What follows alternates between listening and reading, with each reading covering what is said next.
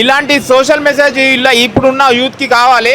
Movie మాత్రం excellent ఉంది. నాకైతే దీంట్లో ఒక సాంగ్స్ అయినా సరే, డైరెక్షన్ పరంగా అయినా సరే, టేకింగ్ అయినా సరే, మెయిన్ థింగ్ సినిమాటోగ్రఫీ మాత్రం నాకు చాలా బాగా అనిపించింది. మూవీ పరంగా స్టోరీ ఒక మంచి డ్రామాతో వెళ్తుంటుంది మూవీ.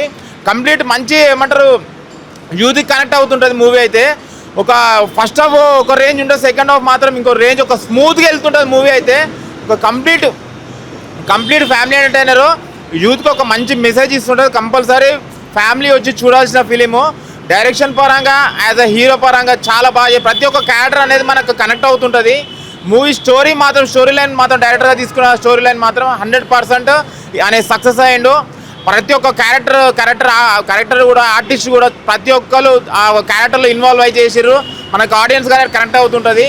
ఓవరాల్గా మూవీ మాత్రం చాలా బాగుంది. కంపల్సరీ థియేటర్కి వచ్చి వాచ్ చేయండి. భయ్యా చాలా సినిమాల నుంచి చాలా నేర్చుకుంటాం బేసిక్గా. బట్ నేను చూసిన one of the finest story writing ఇది. సినిమా అయితే సోషల్ డ్రామా అనమాట.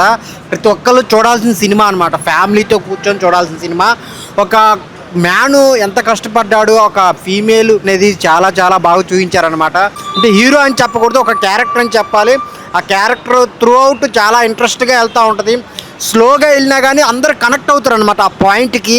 డైరెక్టర్ గారు ఏదైతే తీసుకున్నారో ఆ పాయింట్ అయితే చాలా ఎక్సలెంట్ అనమాట. అలా వెళ్తూ ఉంటుంది, చాలా నీట్గా వెళ్తూ ఉంటుంది. బ్యాక్గ్రౌండ్ మ్యూజిక్ చాలా బాగుంది. విజువల్స్ పరంగా ఆ స్టోరీని తీసుకెళ్ళిన విధానం కానీ అన్నీ చాలా బాగున్నాయి. మెయిన్ ప్రొడక్షన్ వాల్యూస్ చాలా అంటే చాలా బాగున్నాయి. అసలు ఒక స్టోరీకి ఎంత కావాలో, ఎక్కడ పెట్టాలో అక్కడ పెట్టి మంచి ఒక సినిమానైతే తీసుకొని వచ్చారనమాట. ఒక మంచి సినిమా, కంటెంట్ ఉన్న సినిమా అనమాట.